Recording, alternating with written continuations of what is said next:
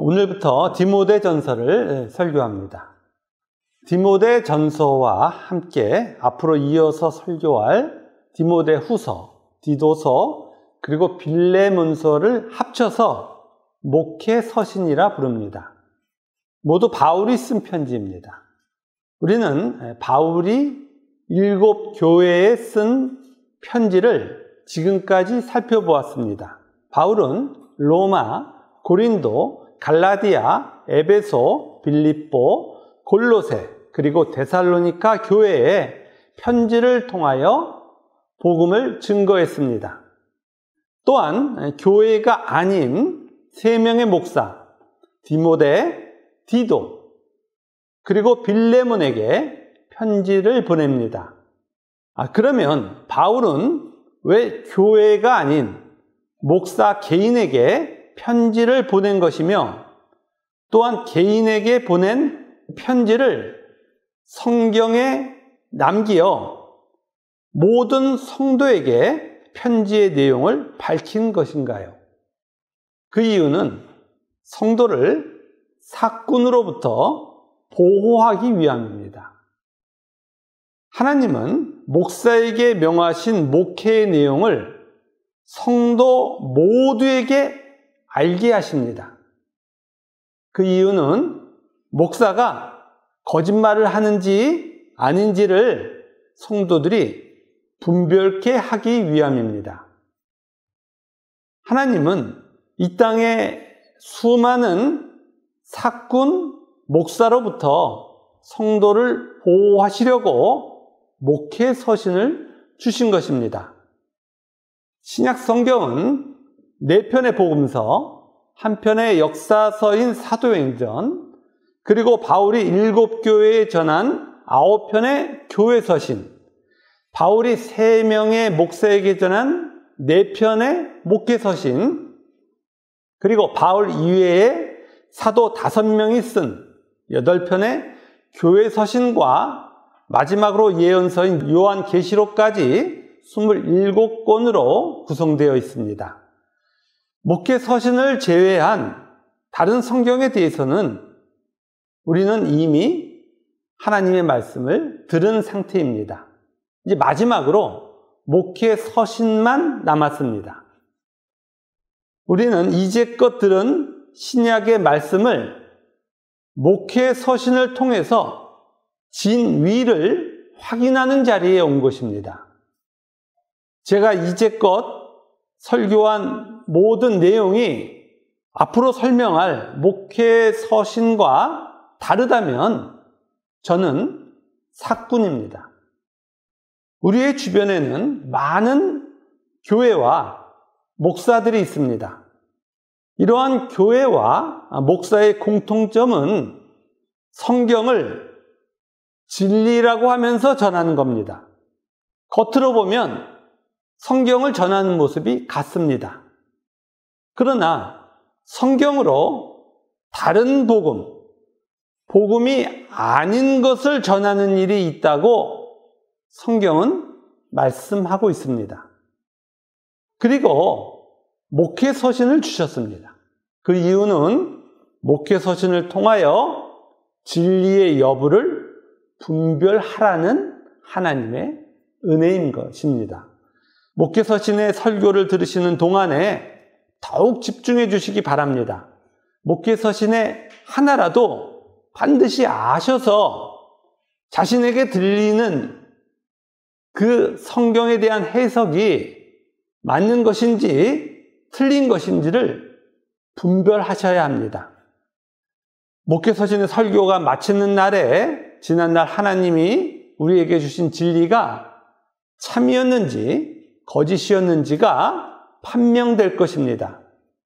그때 지난날 하나님이 우리들에게 전해주신 말씀이 진리였다는 것이 확인되면 우리는 하나님의 은혜 가운데 있다는 것을 알게 될 것이고 진리 가운데 기쁨을 다시 한번 나누게 될 것입니다. 이러한 목회 서신의 이유를 잘 기억하시고 이제 디모데전서를 시작합니다. 먼저 디모데전서의 배경에 대해 살펴봅니다. 디모데전서 1장 3절, 4절을 함께 읽겠습니다.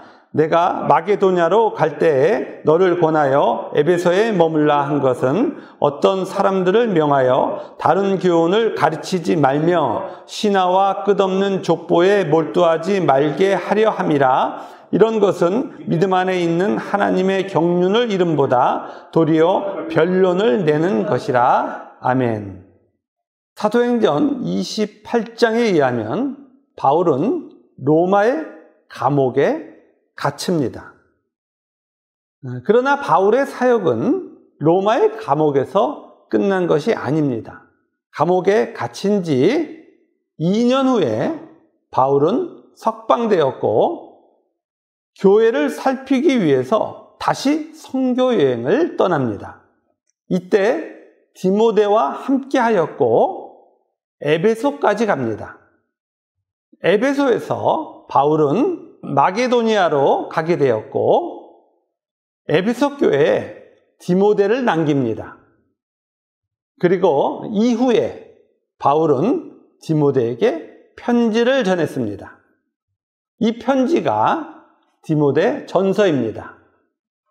3절에 의하면 바울은 다른 교훈, 즉 신화와 족보에 몰두하는 것으로부터 교회를 보호하기 위하여 디모데를 에베소에 남겼다고 밝힙니다. 그리고 신화와 족보는 하나님의 경륜을 이루는 것에 대하여 반대하는 것이라고 설명합니다. 그러면 신화와 족보는 무엇입니까? 먼저 신화란 인간을 신격화시키는 이야기입니다. 예를 들어 고구려의 시조 고주몽이 옥황상제의 아들 해모수와 물을 다스리는 신의 딸 유아 사이에서 태어났다는 신화가 있습니다. 물론 이러한 신화는 사실이 아니고 만들어진 겁니다. 왜 이러한 신화를 만듭니까? 고구려가 자신을 높이기 위한 것입니다. 인간은 신화를 통하여 자신을 높입니다. 성경은 자신을 높이는 인간의 행위를 신화로 상징하는 겁니다. 그러면 족보는 무엇입니까? 인간의 뿌리입니다. 인간은 족보를 통하여 자신이 역사를 이어가야 한다는 근거를 제시합니다. 역사의 시간 속에 있었던 자신의 근거, 족보를 제시하며 오늘이라는 시간에서 자신이 중요하다고 주장합니다. 이렇게 신화와 족보는 인간이 나는 신이야 라고 밝히는 상징입니다. 인간이 자신의 원인됨을 강조하는 거예요. 그런데 이러한 신화와 족보가 교회에 난무하게 된 겁니다. 교회에 스스로의 원인으로 무엇을 하자는 주장이 있는 거예요. 오늘날에도 무엇을 하자는 많은 교회가 있습니다.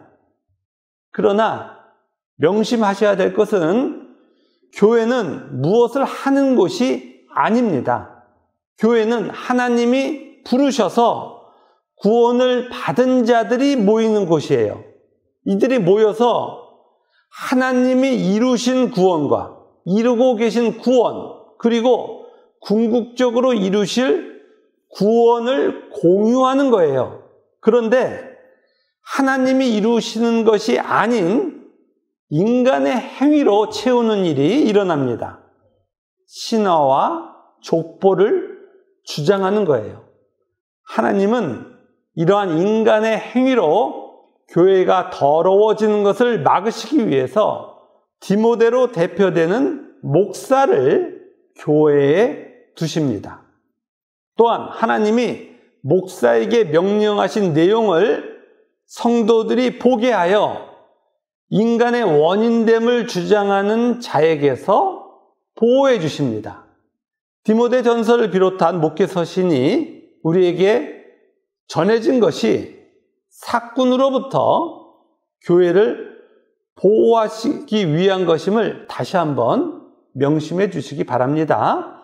우리 이러한 배경 속에서 디모데전서 1장 1절 2절을 함께 읽겠습니다.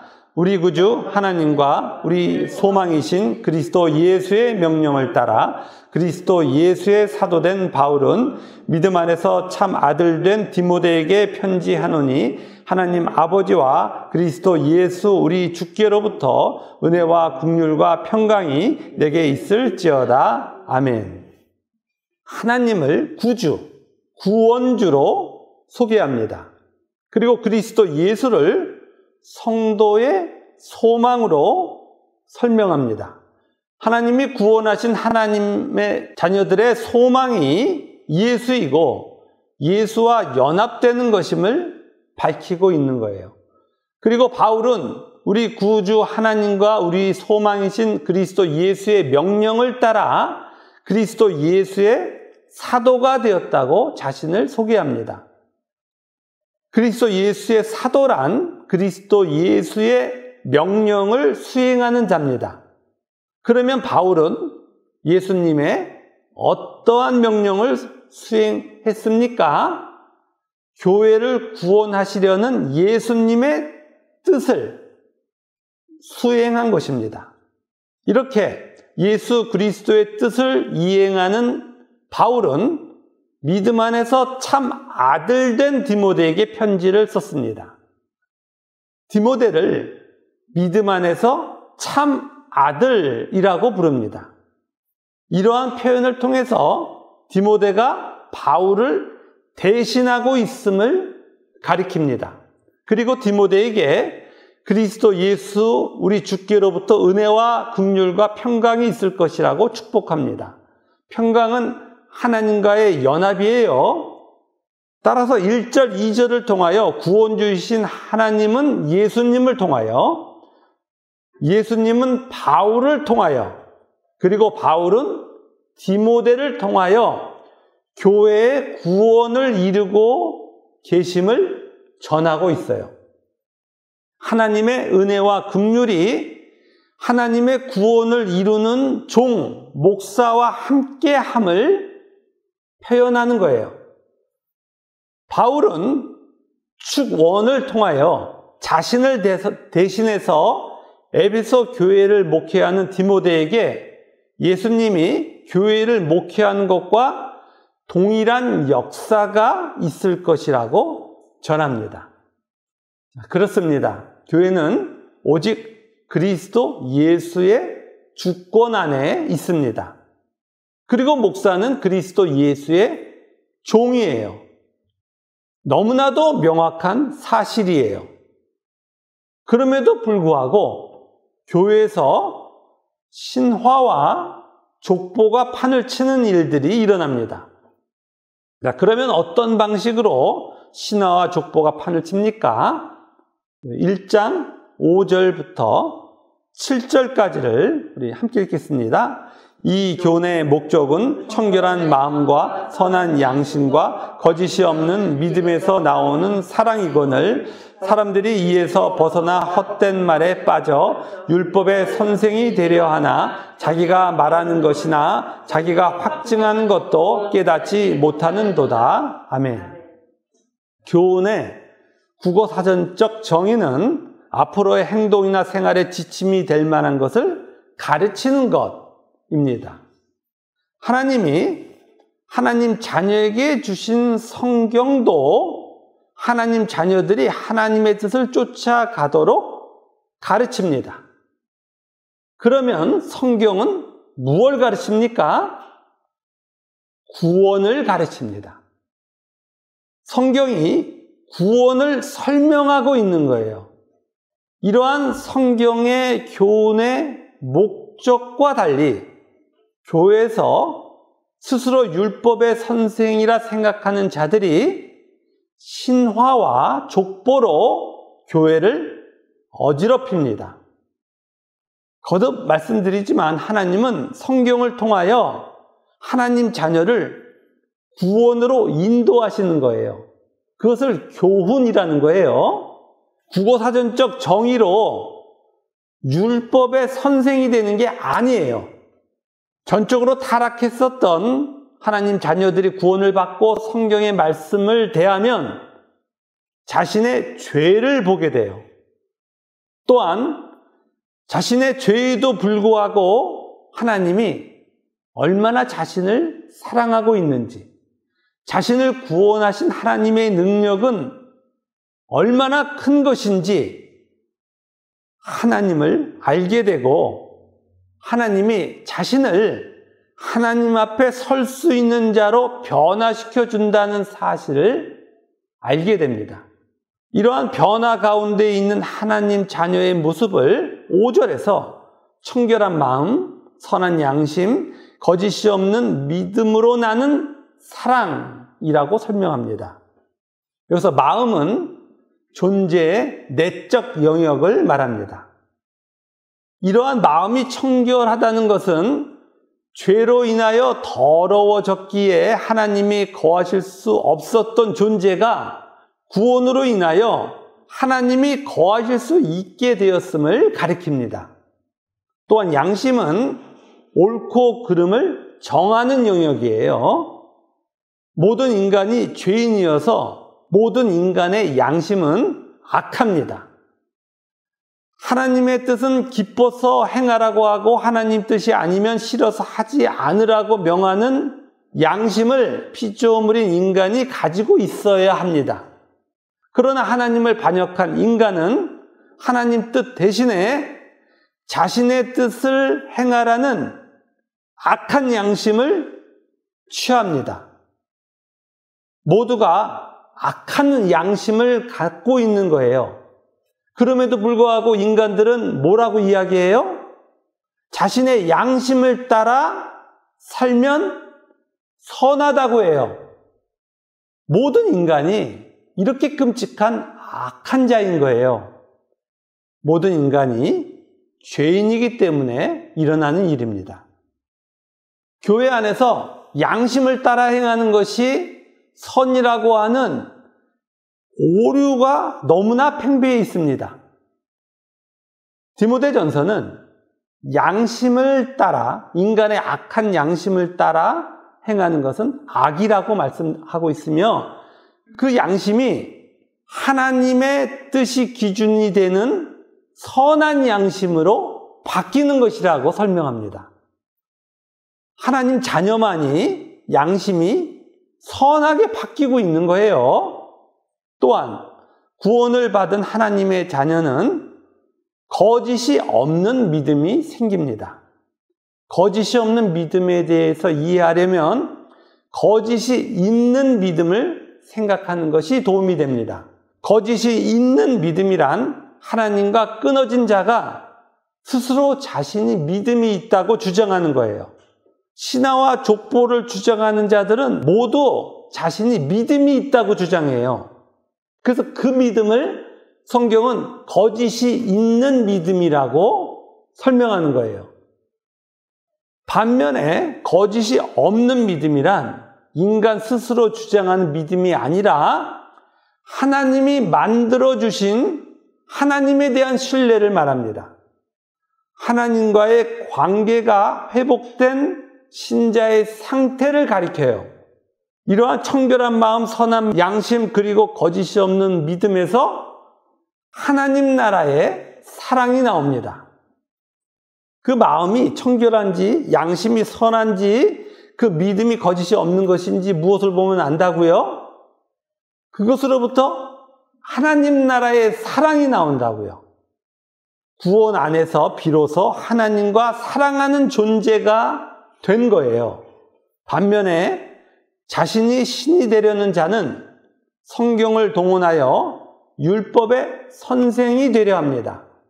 율법의 선생이 된 목사들은 인간이 율법을 지킬 수 있는 존재라고 여깁니다. 율법은 사랑이므로 의무로 짐을 지우는 것이 아니에요. 그런데 하나님과 끊어진 자들은 율법이 무엇인지를 모르기에 율법을 의무로 지키는 것이라고 생각합니다. 이런 생각으로 율법을 생각한다는 것은 율법을 지키는 것으로 자신의 신됨을 추구하는 거예요. 신화와 족보를 주장하는 거예요. 자, 이런 자들이 목사가 되어 성경을 세상의 법률로 해석합니다. 그리고 설교를 통하여 인간의 행위를 요구합니다. 그리고 이러한 행위의 주장이 틀린 것인데 그 성경이 무엇인지 아는 자가 그 틀린 거야 라고 알려주면 잘하자고 하는 것이 잘못된 것이냐고 오히려 반문합니다. 전도하자는 것, 예배를 잘 드리자는 것, 하나님의 이름을 훼손하지 않도록 윤리적 모범이 되자는 것 등등이 잘못된 것이냐고 반문하는 거예요. 자, 이러한 신앙의 행위를 잘하자는 것이 잘못입니까? 아닙니까? 당연히 잘못이에요. 그 이유는 이런 반문을 하는 자들은 죄가 무엇인지 모르고 신화와 족보를 주장하기 때문이에요. 하나님, 죄, 구원 등을 모르기에 이런 주장을 하고 그것이 틀렸다고 했을 때 그거 잘하자는 것이 뭐가 틀렸냐고 오히려 반문하는 거예요. 예를 들어 설명드립니다. 신화와 족보를 주장하는 자들은 성경의 인물들에게서 윤리를 뽑아냅니다. 아브라함을 믿음의 조상이라고 설명합니다. 아브라함의 믿음을 본받자고 외쳐요. 아브라함의 믿음을 본받자고 하는 것이 도대체 무엇이 문제야? 이렇게 스스로 주장하는 거예요. 자, 그러면 아브라함의 우리가 삶을 볼 때 뭘 본받을까요? 갈대아 우르에서 우상 섬겼던 거 본받을까요? 아니면 아내를 2번 판 거 그거 본받을까요? 아브라함에게는 본받을 게 없어요. 아브라함 스스로 한 행위에 대해서는 본받을 내용이 하나도 존재하지 않는 거예요. 아브라함은 하나님의 구원이 어떠한지를 보여주는 샘플이에요. 하나님은 철저하게 패역했던 아브라함을 고치시어 하나님이 주신 자식을 하나님께 돌려드리는 믿음의 존재가 되게 하신 거예요. 누가 하신 거예요? 하나님이 하게 하신 거예요. 아브라함이 스스로의 원인으로 한 것은 어떠한 것도 하나님이 받으실 만한 것이 없어요. 오히려 진노의 대상일 뿐이에요. 의인은 오직 하나님이 만들어 주신 것 뿐입니다. 인간은 전적으로 부패하고 하나님의 우리가 저항할 수 없는 그 은혜, 영원하신 은혜, 하나님의 견인으로만 하나님의 자녀는 의가 생기는 거예요. 어떻게 이런 인간에게서 본받을 게 나오겠어요? 따라서 성경을 읽으면서 이 사람 본받아야 되겠네? 그러면 망하는 거예요. 인간은 인간에게 본받을 게 없어요. 인간은 완전하게 부패하고 전적으로 구원에 무능한 자에 불과한 거예요. 그래서 성경은 모두 부패한 모습으로부터 시작해요. 야곱은 사기치는 자로 시작합니다. 이삭은 야곱이 아닌 에서를 사랑해요. 요셉도 철부지로부터 시작하는 거예요. 성경의 모든 인물은 전적으로 부패한 것으로부터 시작하는 거예요. 이렇게 전적으로 타락한 자들에게 하나님의 은혜가 임한 거예요. 오직 하나님의 은혜로 구원을 받아 의의 존재가 되는 겁니다. 칭의의 구원뿐만 아니라 성화의 구원도 하나님이 하시는 거예요. 따라서 구원의 영역 어느 한 부분도 인간의 원인이 개입될 소지가 없어요. 따라서 성경을 동원하여 율법의 선생이 되는 것은 교회에서 신화와 족보를 주장하는 악한 행위예요. 하나님은 디모데에게 율법의 선생인 자로부터 교회를 지키라고 명하신 겁니다. 그리고 이러한 하나님의 명령을 모든 성도들이 알게 하시는 거예요. 그 이유가 뭐라고요? 율법의 선생인 사꾼 목사로부터 성도들을 지키시기 위한 겁니다. 하나님이 하나님 자녀에게 성경을 주신 이유를 다시 말씀드립니다. 하나님이 구원하신 하나님 자녀에게 성경을 주신 것은 성경을 통하여 진리를 보게 하려는 겁니다. 하나님의 사랑과 능력의 완전함에도 하나님 백성이 하나님을 반역한 것과 하나님을 반역한 존재의 비참함과 이러한 하나님 백성을 구원하신 하나님의 놀라운 은혜와 구원으로 다시 변화된 하나님 자녀의 모습을 보게 하시는 겁니다. 하나님과 하나님 자녀 자신과의 사이에 있었던 모든 사건을 기록하고 있는 거예요. 지금 하나님이 인도하시는 하나님 나라로의 길을 성경을 통하여 확인시켜 주시는 거예요. 하나님 자녀는 영원한 형벌을 받아야 마땅한 자신의 실체로부터 출발하는 겁니다. 자신을 영원토록 사랑하시는 하나님 아버지를 만난 것이고 그 하나님과의 새로운 만남을 경험하면서 하나님을 사랑하게 되는 거예요. 마음이 청결해지고 양심이 선해지고 그리고 진정한 믿음에서 나는 사랑이 생기게 되는 거예요.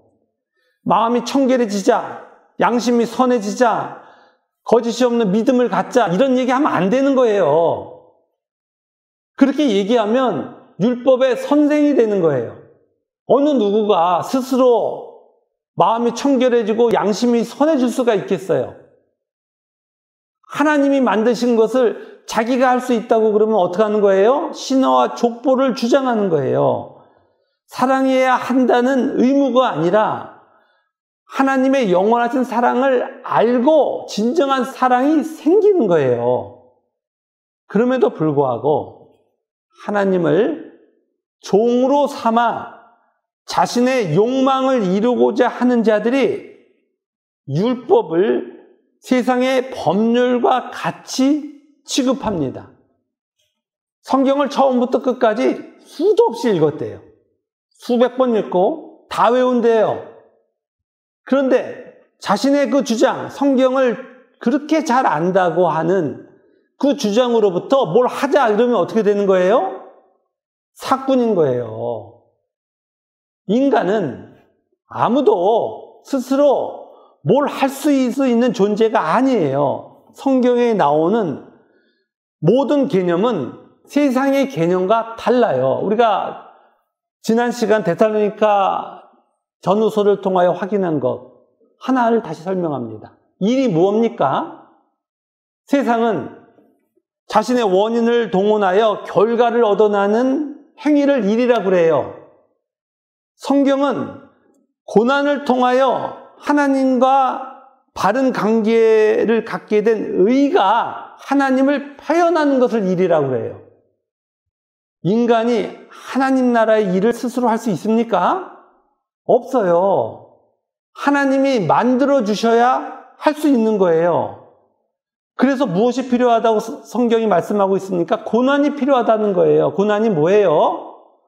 우리 스스로 하나님의 뜻으로 나아갈 수 없는 존재를 바꾸시는 하나님의 경륜이에요. 고난이 악입니까? 아니요. 축복이에요.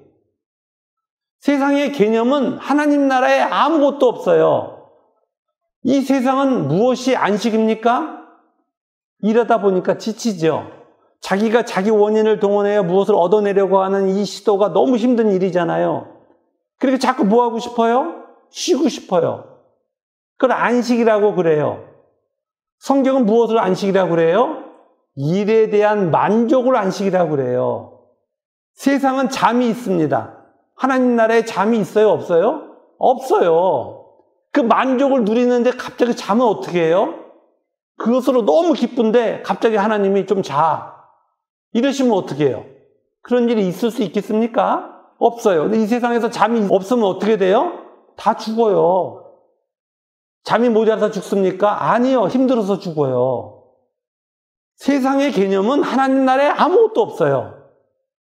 성경을 가지고 무엇을 하자 이렇게 얘기하면 다 사꾼인 거예요. 이걸 놓치시면 안 됩니다. 그리고 스스로의 죄도 끊임없이 성경을 읽으면서 뭘 해야지 그래요. 그러면 안 되는 거예요. 성경을 통하여 무엇을 해야지라고 하는 그것이 옳다 그러면 그것은 무조건 하나님이 만들어주신 거예요. 인간 스스로 성경의 어느 한 구절도 스스로 할 수 있는 게 없어요. 성경은 하나님을 만나는 곳이에요. 하나님이 우리를 얼마나 사랑하시는지가 담겨있는 진리예요. 진리가 뭡니까? 변하지 않는 거예요. 영원한 가치가 있는 거예요. 두 가지가 있는 거예요. 진리는. 이 세상에 진리가 있습니까? 어느 때는 좋다 그랬다가 어느 때는 아니래요. 세상은 전부 거짓이에요. 단 하나라도 옳은 게 없어요. 왜요? 인간이 원인이기 때문에. 부패한 인간이 원인이 돼서 참인 값이 나올 수 있어요? 없죠. 진리는 오직 하나님 나라 안에만 있는 거예요. 하나님이 변화시켜준 진정한 하나님 자녀에게만 진리가 나타나기 시작하는 거예요. 변하지 않는 하나님을 향한 사랑. 그 하나님의 사랑이 너무 좋아서 이 세상의 온갖 방해에도 불구하고 하나님의 뜻을 따라서 가는 그 길, 그것이 진리예요.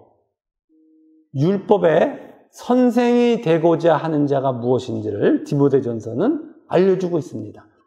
다시 한번 강조드리지만 디모데전서, 후서, 디도서, 빌레몬서 이 내용을 아셔야 앞으로 누군가가 이것이 성경의 내용이야 라고 이야기했을 때 그것이 진짜인지 가짜인지를 분별하게 되는 거예요.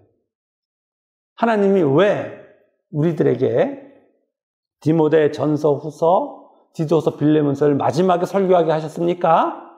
성경의 내용이 무엇인지 다 듣고 그것을 이제부터 진짜인지 가짜인지 스스로 분별하라고 하시는 거예요. 진리를 분별하셔야 됩니다. 우리는 지난 시간 저도 어려서부터 무엇을 하자, 무엇은 하지 말자 이러한 행위의 요구를 수도 없이 듣고 교회 안에 있었습니다. 그러나 하나님은 성도들에게 행위를 요구하신 적이 단 한 번도 없다고 말씀합니다. 하나님의 말씀을 가지고 행위의 요구를 하는 자들은 사꾼이라고 분명하게 알려주십니다. 하나님은 당신의 사랑과 능력으로 하나님 자녀에게 청결한 마음과 선한 양심과 거짓이 없는 믿음으로부터 나오는 사랑을 만들고 계신다고 말씀합니다. 이것이 교훈이에요. 그것이 성경의 교훈이에요. 이 사랑으로 하나님과 사랑하며 영원한 하나님 나라를 향하여 가는 것이 하나님 자녀의 삶인 것입니다. 하나님이 만들어주신 사랑을 확인하며 사랑 안에서 진정한 기쁨을 누리시는 우리 모두가 되기를 주님의 이름으로 축원합니다. 아멘.